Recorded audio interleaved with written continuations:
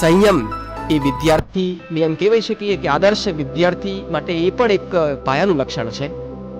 શીલ એ ઉત્તમ વિદ્યાર્થીનો શૃંગાર હોય છે. વિદ્યાર્થી જીવનમાં ઇન્દ્રિય સંયમ પરમ આવશ્યક છે.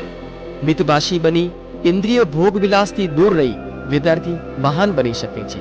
અહીંયા સંયમની વાત કરીએ આપણે તો ઇન્દ્રિય સંયમ તમામ પ્રકારનું આવી ગયું. મતલબ સ્વાદમાં લઈએ, પછી ખર્ચ કરવાની બાબતમાં પણ સંયમ રાખવો, વાણીમાં સંયમ રાખવો, અને જુદી જુદી જે ઇન્દ્રિયો છે એમને મોજ શોખ વગેરે એનાથી પણ દૂર રાખવા. જેમ ફૂલમાં જે મહત્વ ઇત્રનો છે તે જ જીવનમાં ચરિત્રનો મહત્વ છે. એમ કહેવાય છે ને કે કરેક્ટર ઇઝ બેસ્ટ તો એવરીથિંગ ઇઝ ધી બેસ્ટ. જો કરેક્ટર આપણું જો બરબાદ થઈ ગયું, ચરિત્ર બરબાદ થઈ જાય તો બધું જ નષ્ટ થઈ જાય છે. શાસ્ત્ર તો કહે છે કે સુખાર્થિના કુતો વિદ્યા, વિદ્યાર્થિના વા કુત સુખમ, સુખાર્થિના વા ત્યજેત વિદ્યા, વિદ્યાર્થિના વા ત્યજેત સુખમ. એટલે કે ખરેખર સુખની ઈચ્છા કરનાર વ્યક્તિને વિદ્યાનો ત્યાગ કરી દેવો જોઈએ, અને વિદ્યાની ઈચ્છા કરનાર વ્યક્તિને સુખનો પરિત્યાગ કરી દેવો જોઈએ. સુખ ચાહનાર વ્યક્તિને વિદ્યા ક્યાંથી મળી શકે, અને વિદ્યા ચાહનાર વ્યક્તિને સુખ ક્યાંથી મળી શકે? એટલે સુખ સગવડ ને બાજુમાં મૂકી અને આદર્શ વિદ્યાર્થીને પોતાના લક્ષ્યમાં લાગી જ જવું જોઈએ. કેમ કે મન જે છે, મનને આપણે જે દિશામાં વાળશું એ દિશામાં જશે મન.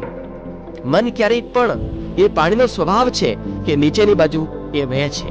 એ જ રીતે આપણી ઇન્દ્રિયોનો જે સ્વભાવ છે, મનનો જે સ્વભાવ છે, એને ખરેખર જેમાં આનંદ મળે એ બાજુ એ જશે. તો આપણે એને એ દિશામાં ઉર્ધ્વગમન, જે રીતે આપણે પાણી ઉપર ચડાવવું હોય તો પાઇપલાઇનથી કનેક્શન કરી અને મોટર મૂકી અને ઉપર ચડાવવું પડે, એના માટે પુરુષાર્થ કરવો પડે છે.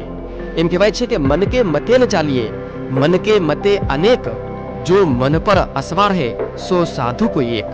આવા સજ્જન પુરુષો હોય, મહાપુરુષો હોય, જે પોતાના મન ઉપર એ સવાર હોય, પોતાના મનની લગામ પોતાની બુદ્ધિ પાસે રાખતા હોય, એવા જ મહાપુરુષો હોય છે.